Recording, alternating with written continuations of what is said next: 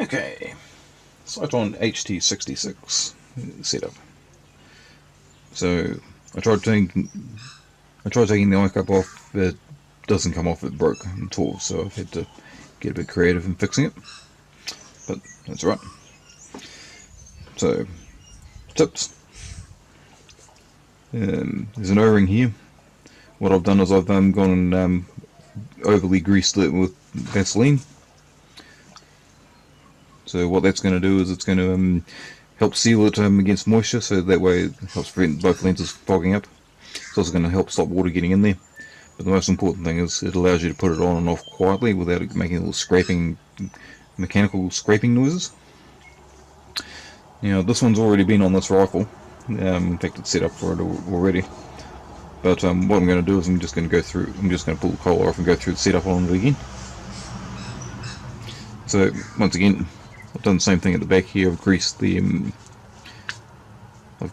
end cap here, and the battery for this is your standard. It's a INR 18650 25R. You get them from JCar. It's 2500 milliamp.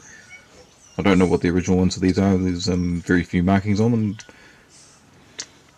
but it'll run for about 2.5–3 hours or so with everything turned on. So it's not too bad. Right. Okay. One tip. It comes with a 10mm wide roll of insulation tape. Don't bother with it.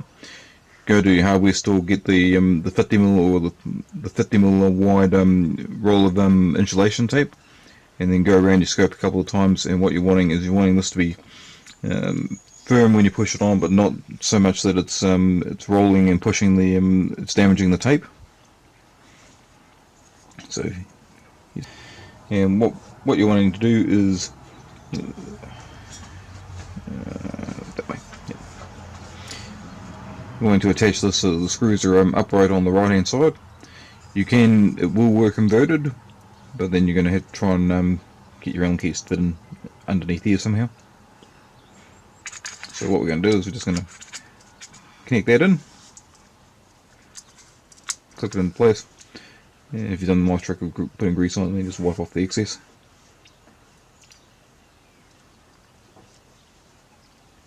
Like so.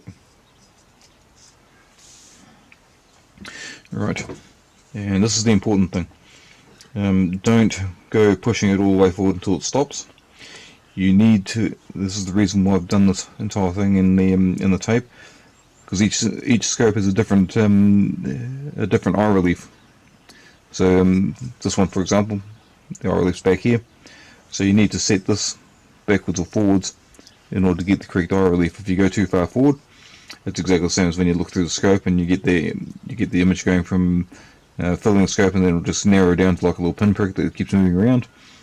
And the same goes if you go the other way. It's basically the same as if you have your head too close to the scope. But you can try it before you mount it, and then if you go too far forward, you'll see that it's out of focus. The image is not right, and if you go too far back, the image isn't right. And same when you put this on. So I'll go through.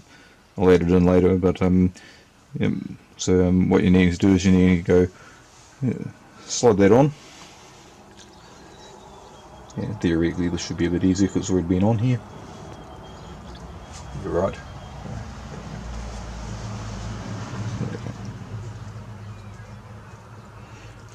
And what you'll do is you'll slide that backwards or forwards until you get until you can't see the void spaces in the image there. So I'll show you what that looks like shortly.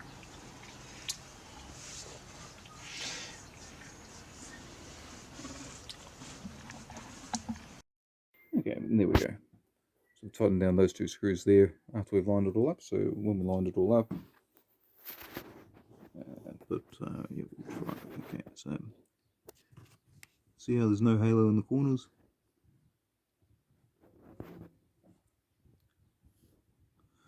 And that's what you're basically wanting to set it up like. Don't worry too much about getting it lined up in the middle, because the unit does shift on the top of the mount there.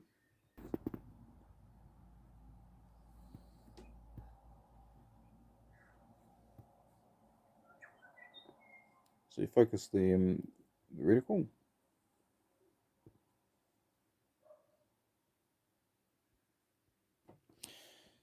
Now, to get the best out of this, you really need a scope with parallax adjust, because then you can manually focus. You can focus this on the reticle, and then you can focus the image to the reticle. It is a problem that you will encounter when you're using the IR illuminator at night. You'll find that you'll have to adjust the focus on the back of the unit, which you do here.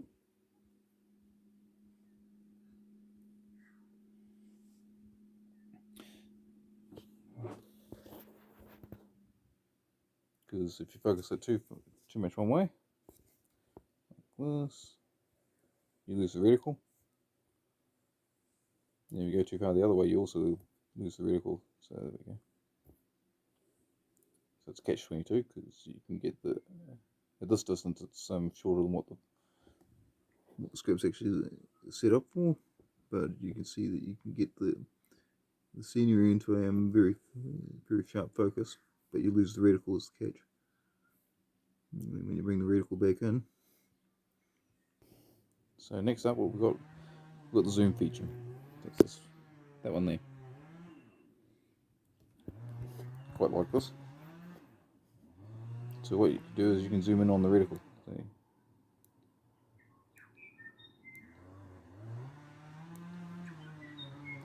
Now, if your reticle's not centered, which it probably won't be, you bring up the menu, center position adjustment.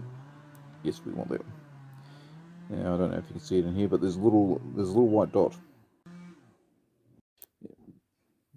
I'm not sure if you can see it, so we'll just try this. Yeah, there we go. So there's a little white dot there. And you move that until it's in the center of your reticle. So in this case, we want it to go left a bit, so we'll go left a bit.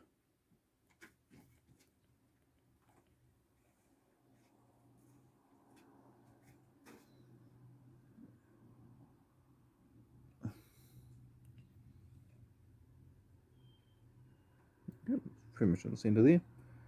And what we need to do next is we need to use the top button, scroll across till it says save. Use IR button there, press it once. Now save yes.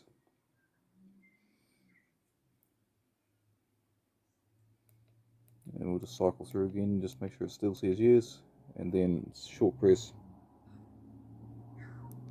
on the rear button to save the coordinates, and yep, then you're all set to go. And now when it zooms in, it's going to zoom in on the center of the reticle.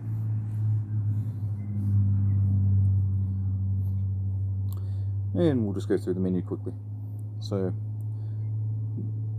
like the HT60, to cycle between day and night mode, long hold on. Yeah, and that little click indicates it's gone into now in white mode, like so. And you will need to adjust the focus on this between day and night, just because it's a different wavelength.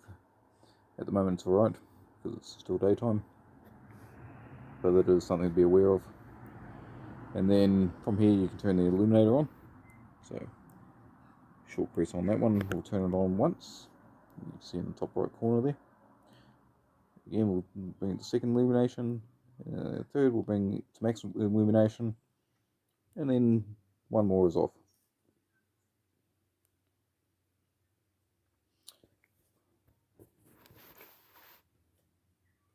That's the illuminator on top there.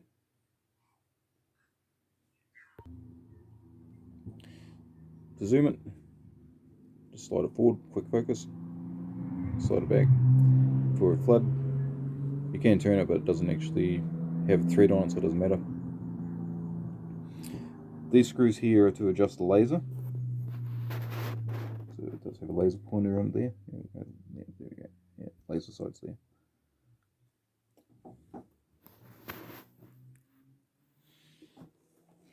Now, I've not found much point in the laser, but it does have one. So if you want to turn the laser on, and this is where it gets fun. Don't go doing your menu settings when you're pointing at an animal, because if you press that once, laser's on.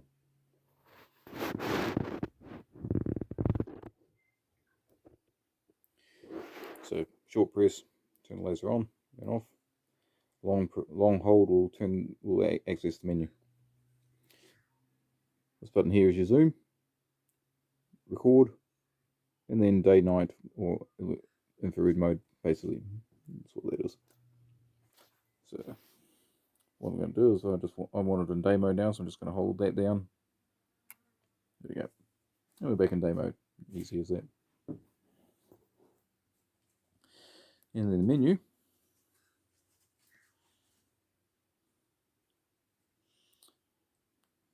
So center position screen adjustment we just did.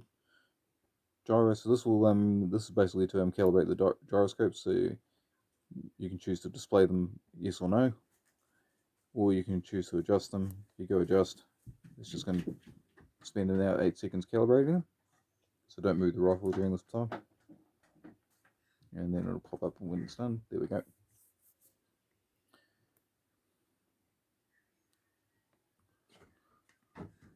Power on default zoom. So when you turn the unit on, this is the default power setting. Now it will save the power setting, the magnification setting you last used, and it will start it up on that. So if you last used it on 3 power, it will start up on 3 power.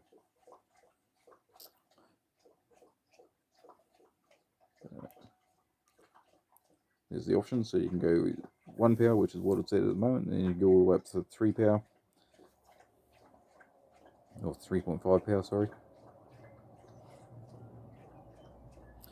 I want 1 power, so we'll leave it there. Power on color. This is what that means is if it's in day or night mode. So colorful is day mode, black and white is night mode. So this is when you first turn it on. If you want it in day mode, then you just leave it in colorful. If you want it in night mode, because you're only going to be starting up at night, then you put it in black and white. So on colorful. Default IR luminance. This is when you press the IR button. When it's in night mode, this will basically turn the IR torch on. This is the power setting for that IR torch. So when you turn it on, nothing, and then you can choose 1, 2, or 3. So 3 is your maximum.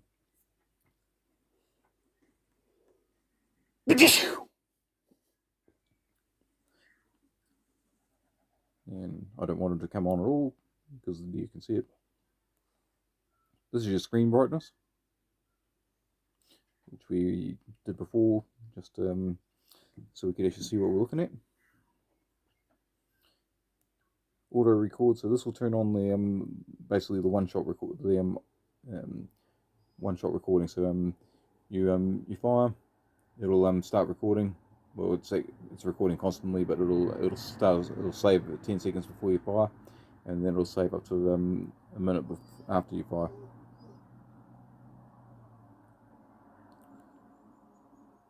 Cycle record. So this is basically a continuous record, and it'll just cycle through a 3-minute block, where you just hold the record button, which is this one here. Hold that down, and then it'll record manually. On to page 2. So timestamp. So this is basically do you want your date and time on the video or picture that you take. Record audio means that the unit will record audio, or you can mute the recording. So basically, it'll only do video and no audio, and that's what that does. Wi-Fi. The Wi-Fi will allow you to connect to a to your mobile device or tablet, and this will allow you to transfer out videos. It'll also allow you to remote view through the unit, but there is a bit of lag in it. But it is really, really fast for transferring files. It's a lot faster than the Pulsar or the ATN. So you go into there and you just go open, and then that'll turn the Wi-Fi on, and it'll come up with a little icon on the bottom corner eventually. Oops. I'm running out of record time on the video. Okay. So EV compensate is our exposure correction. So if everything's a bit white and you can't see anything, like it is at the moment because it's bright sunlight, what you do is you change that to -2.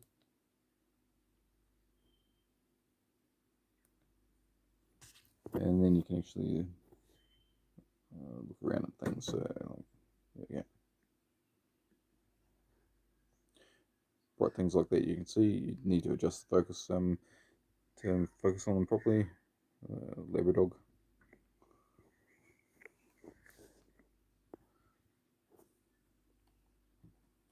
The EM correction you can also use at twilight in day mode. So basically it'll increase the brightness of the image, and you can actually use that to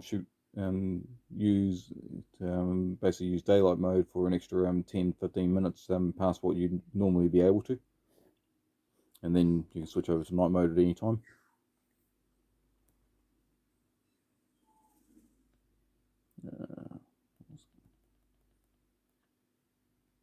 Okay, there we go. Date and time.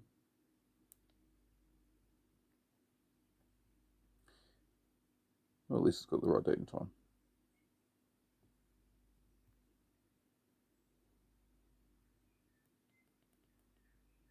No, wrong one.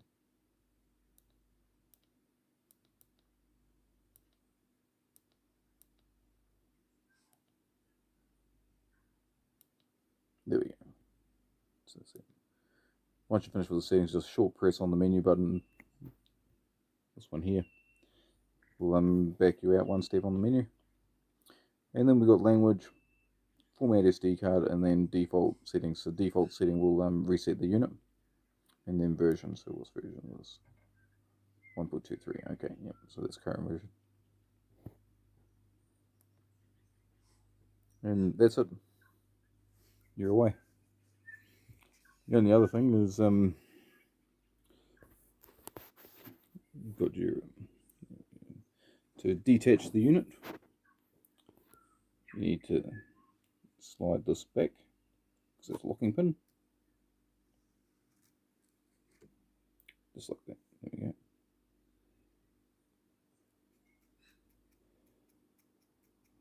Okay. And then on this side of the unit,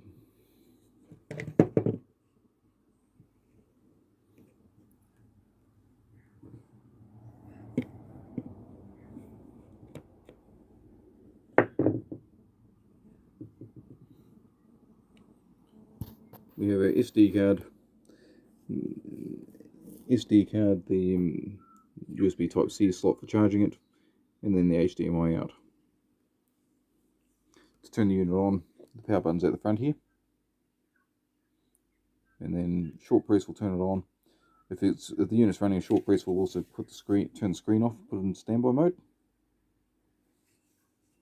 But you can see by the red light on top, the unit is still powered, so you need to be careful about that.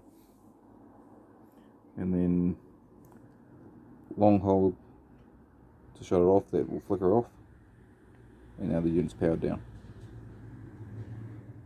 And that's it. Easy set.